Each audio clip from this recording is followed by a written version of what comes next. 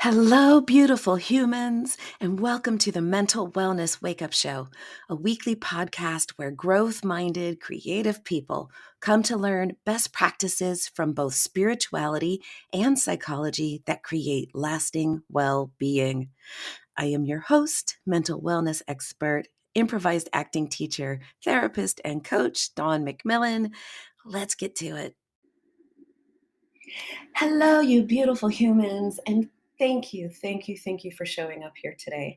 I am honored to be with you. I am out in the wild, also known as my therapy office, and really enjoying the opportunity to just connect with you once again. It really is my honor and pleasure to be a part of this community and to see how this community is growing. And that is 100% thanks to you. Thank you for showing up. Thank you for liking. If you could share this podcast with at least one other person, you would be a miraculous benefit to the growth of the podcast.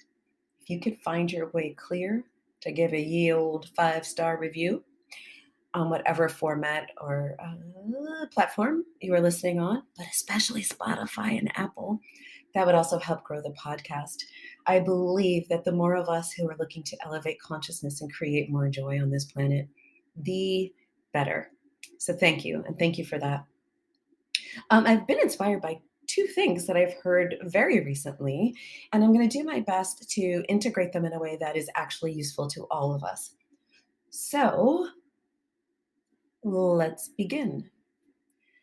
So, in military circles, there is an acronym called VUCA, VUCA, and that stands for volatile, uncertain, complex, ambiguous.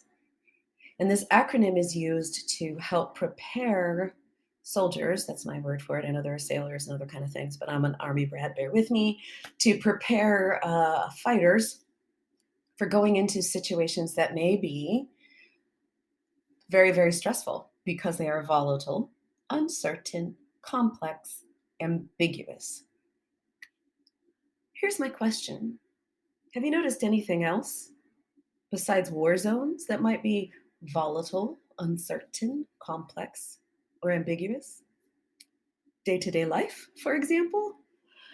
One of the learnings that I took away from the global pandemic really is you can do your best to prepare for the future. You can lay the groundwork to the best of your ability. And sometimes Professor Life has a different agenda for us. Sometimes you cannot predict how things are going to go. And the reality is that that is true more often than we would care to think. Most of us have a very strong control agenda. We think that control equals safety. And so we get into this frame of mind to where I need to be in control in order to be safe. I need to be able to predict the future in order to tolerate the future.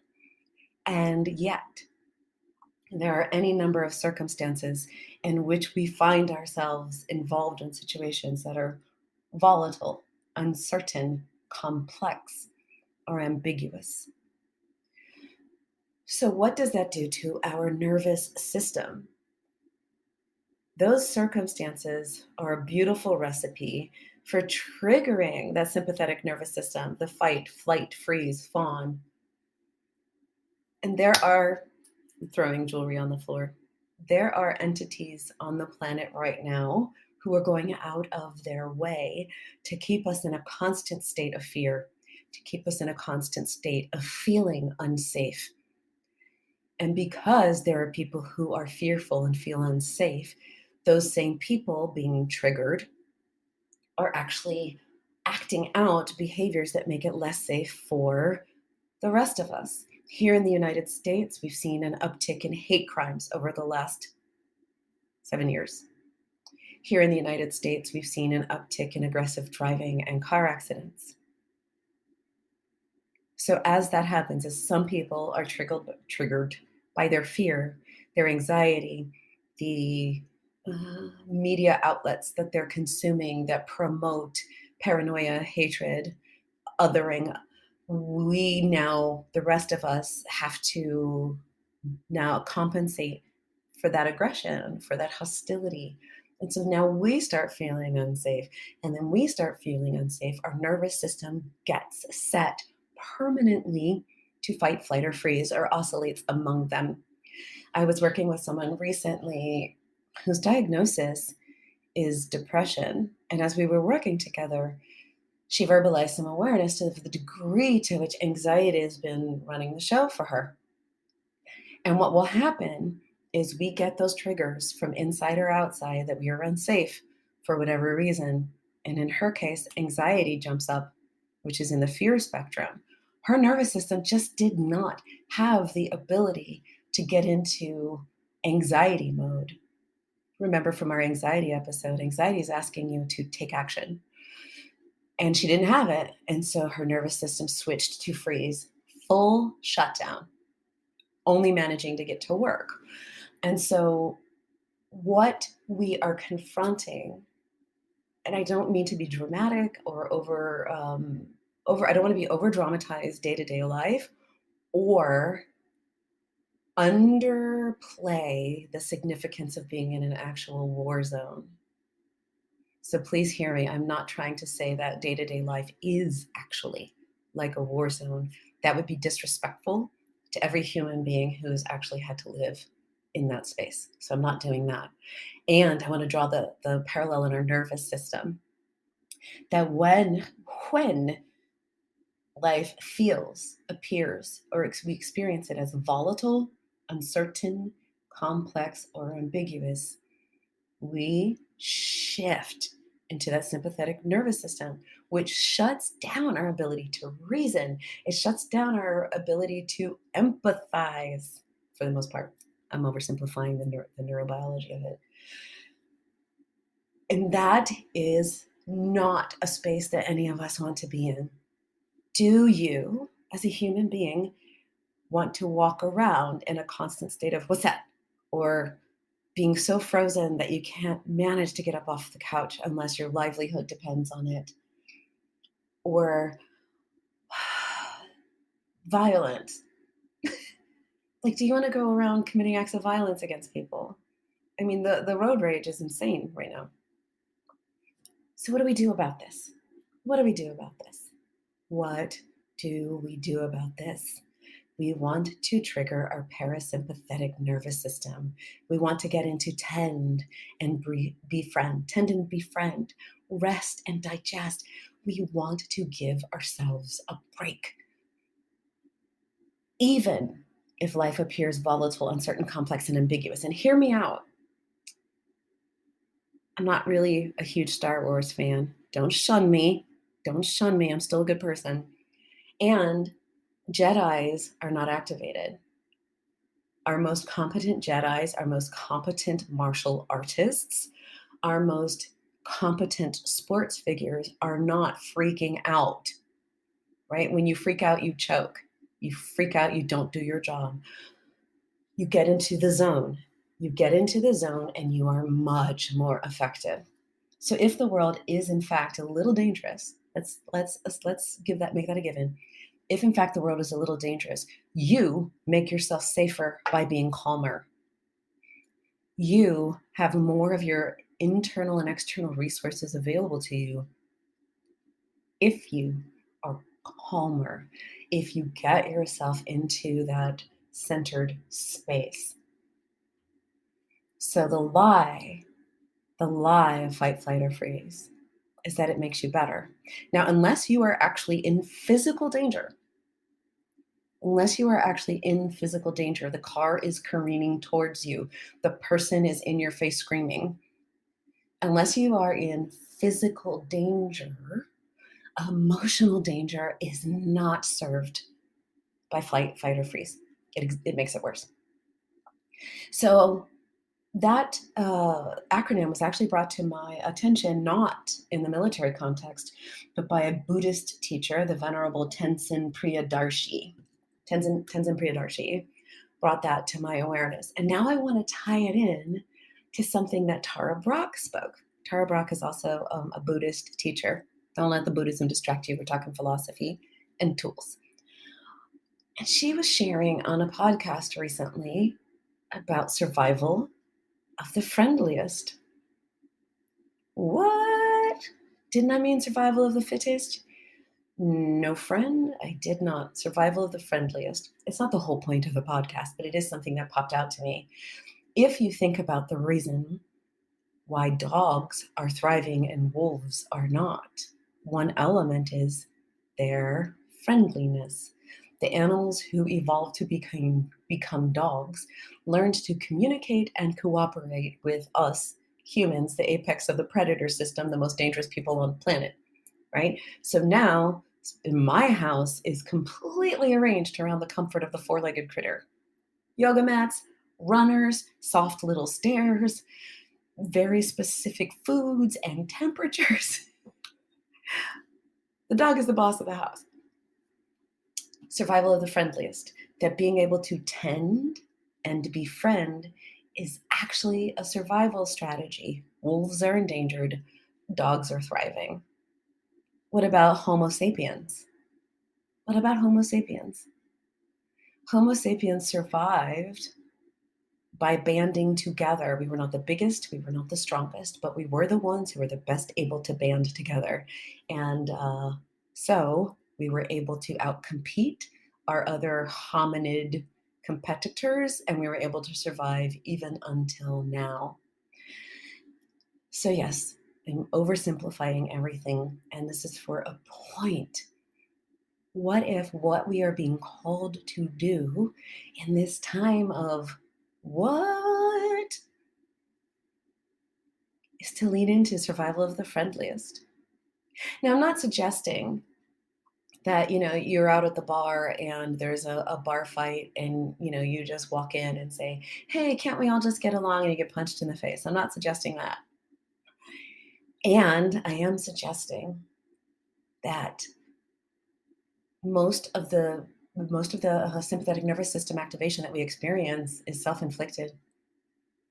It's self-inflicted. We're not actually in harm's way. We're not actually in harm's way. We are not actually in harm's way. The news would have you believe that you are, but we are not actually in harm's way. And when we respond as if we are, we make ourselves less effective. So let's tend and befriend. Let's lean into survival of the friendliest. How can you connect to another human being? You get two benefits. One, I don't know, other people are cool. Two, you can co-regulate each other's nervous systems. So both of you leave the interaction more better. Both of you leave the interaction in a more tend and befriend state. How can you be friendlier? How can you be a ripple in a pond that says, rather than leaning into competition, let's lean into cooperation? One way that you can do this is to downregulate your own nervous system first. Being an enlightened person, being a wise person, being an evolved person requires courage. I'm asking you to have the courage to go first. Downregulate your own nervous system. It's worth it because, one, you will feel better. Two, you will be much more effective in the case of danger. And three, you will set a tone that is as contagious to other people, possibly, as those bad vibes. You ever walk into a room and you're like, ugh, you could cut the tension with a knife, it's so thick in here? What if you were the person who was setting it up so people walk in and their shoulders drop and their breath deepens because the peace is so thick in here, you could breathe it in like oxygen? One way to downregulate your nervous system really is to slow down your exhale. I know, Dawn. Yeah, I know you know, but are you doing it? Slow down your exhale. Slow down your exhale. Did you notice me slowing down my speech? That's one way to trick yourself into slowing down your exhale, because while you are speaking, you are exhaling. So you can slow down your speech. You can intentionally breathe more slowly. Inhale for a count of 4, exhale for a count of 8.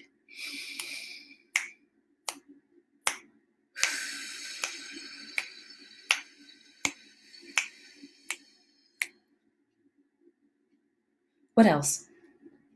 We've talked about this before. Intentionally put yourself in your peripheral vision. So if you allow your focus to go fuzzy and intentionally try to see off to the sides of you, you will automatically go into your parasympathetic nervous system, because one of the things that happens in fight, flight, or freeze is, especially as predators with our eyes in the front of our faces, we get something called tunnel vision. We are looking out for threats and nothing else. So you can work on your breathing. You can use your peripheral vision. One of my favorites, if you can manage it, is if you imagine that your sit bones, the little bony parts of your bottom that press into hard chairs and make you uncomfortable, and your hip bones are points on a square. If you just breathe in and imagine them expanding away from each other in all directions, you relax the pelvic floor. And if you relax your pelvic floor, yeehaw, are you in a really great space to be. So you, as an individual, can opt out of the fear and the panic. You can opt out of buying that every moment of every day is volatile, uncertain, complex, and ambiguous. You don't have to buy that. You don't have to believe that. And you certainly don't have to contribute to that. So you can downrate your own nervous system and be contagious. So you walk into a room, you do your little peripheral vision, your deep breath, your nervous system is downregulated. And now you are open to be the person who engages in survival of the friendliest. Survival of the friendliest. I realize this is counterculture. So much of our media right now is about survival of the violentest, survival of the most violent, right? You got zombies running around. You got bands of violent humans. Be more violent than they are. Kill more people of their people than kill you. And that's how you survive. Okay, that's one point of view. Our ancestors survived by banding together. Our ancestors survived by banding together. What if the way forward for us now is by banding together? One of the reasons I think Everything, Everywhere, All at Once, the movie, resonated so much with people is that the ultimate message is about kindness. Are we hungry for a message about kindness? So, will you consider joining me in opting out of this constant state of fight, flight, freeze? Will you join me in making the choice of downregulating your own nervous system so that you can expand your awareness and your availability to those other people who are vibing on the same trip? I've been listening to Ram Dass, so if I sound like an escapee from the 1970s, that's why. Will you play the game of survival of the friendliest? Now, it can be a little scary. Those of us who are traumatized be like, oh, people take advantage of you. Here's the thing. When you are in that relaxed nervous system, your perception is better. Your emotional awareness is available. Your intellectual awareness is available. So you're actually safer. You're actually safer. And I want you to be safe, my beloved humans, for any number of reasons, including, but not limited to, you are an astonishing person. When I think of all the things that you've gone through, how fabulous that you turned out so well. How fabulous are you? You are a contribution to this planet. You are a gift. You are enough. And it doesn't hurt that you are so gorgeous. I mean, come on, have you seen yourself? You are a beautiful being, head to toe, inside and out. And right here, right now, and forevermore, you are worthy and deserving of a life so gorgeous that it transcends even your own imagination.